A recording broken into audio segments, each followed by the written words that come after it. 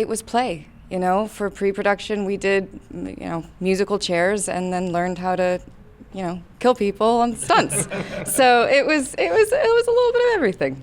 That answer incorporated a lot more violence than I anticipated, but I appreciate it.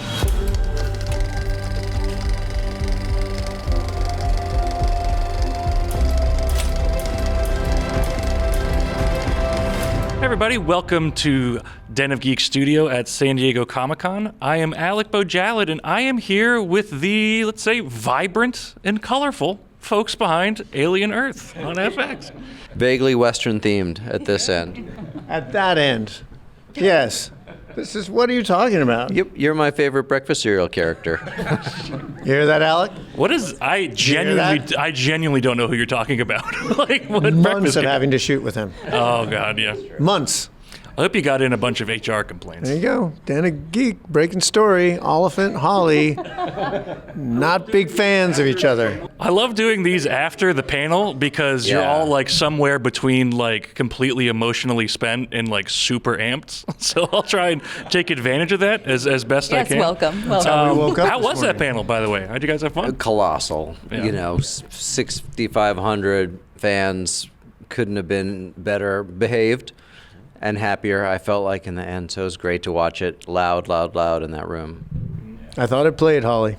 I thought it played, you know what I'm saying?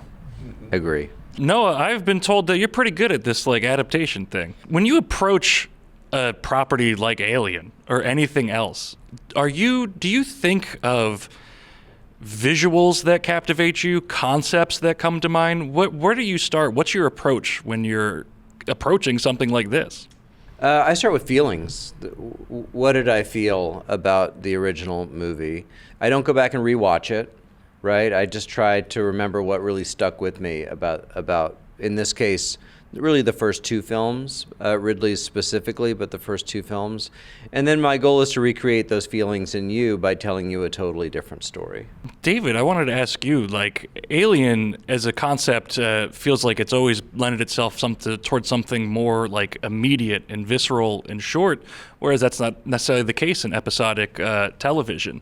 What's it been like for you seeing this project from beginning to now and seeing it develop into something that works episodically and as an Alien story? I mean, I think the experience of this speaks to the experience of Noah. I mean, I think he's really in rarefied air when it comes to creators, and there's many talented people but in our industry. But for someone to be able to take on the magnitude of this story and do what he did, which is expand it into an entirely original both vision in terms of the setting of it, bringing it to Earth, but being able to create an ensemble of characters like this that has such resonance in a modern era. I don't think we ever could have imagined, because the topic of this title has come up a lot of times over the years, but for what Noah and FX were able to deliver, I think was really beyond our wildest imagination. Sydney, I've heard acting described as play a lot, but in your case, with this role, it's fairly literalized, I would say. How does one approach playing a child, more or less? Kids are great acting teachers. I mean, when you interact with them, they are fully focused on the present. Whatever's in front of them is their entire world.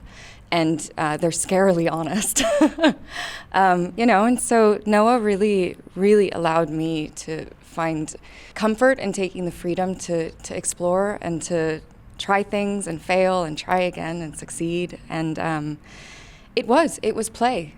For pre-production, we did, musical chairs and then learned how to, kill people on stunts.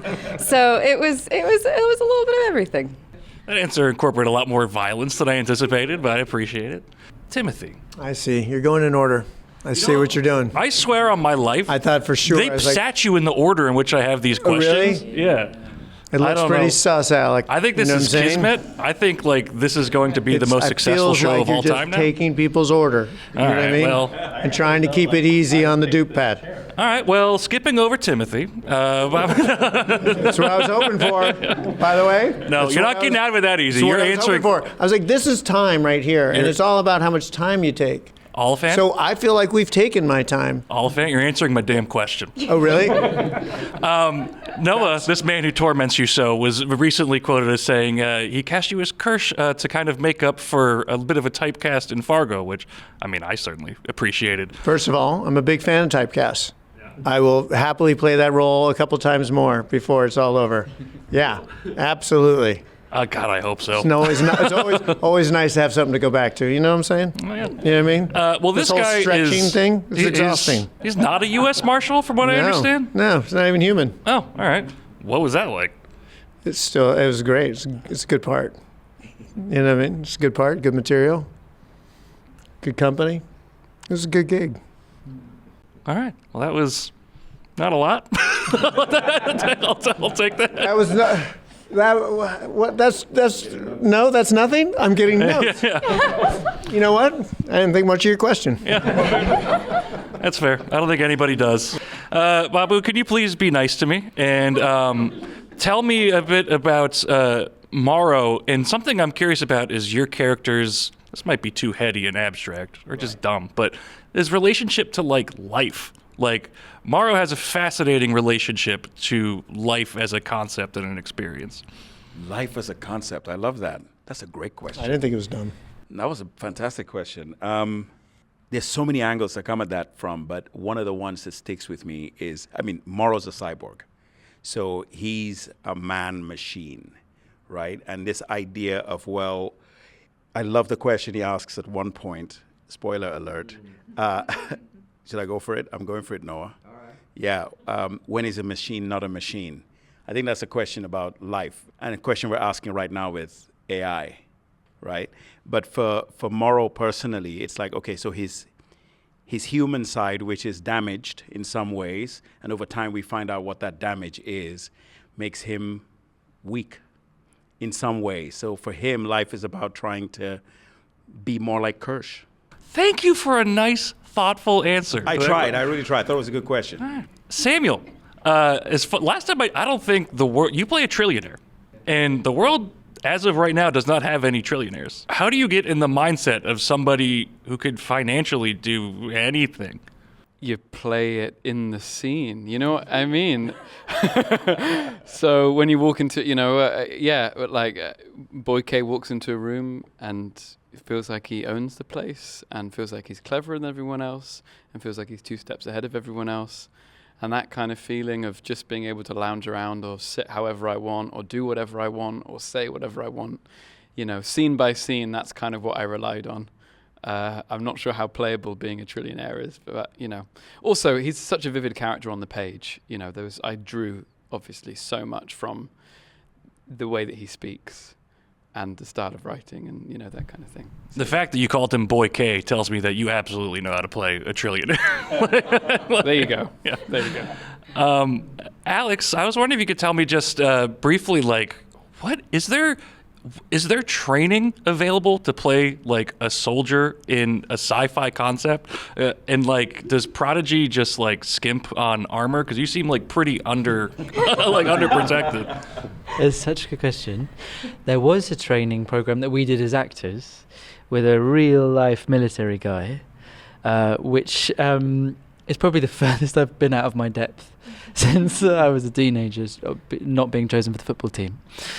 And it's true, I think there was something, we wanted to distinguish that his reasons for being there was different from maybe the people around him, whether that was sort of the corporate world around him or that was the military world.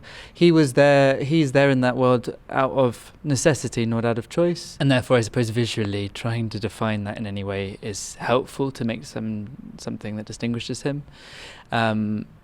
But you're right, maybe he could have done with an extra layer of armor or something, or a bigger gun. Speaking as the CEO, Right, Sam. You dropped the ball, Boy K. They're expendable, We've got real soldiers, but these guys are the first responders that you send in. Love it. Well, thank you so much for that. And you know what? As promised, 7 of you, 7 questions. It's over. Thanks so much for stopping by, Alien Earth. Thanks, Alex. August 12th. Pleasure.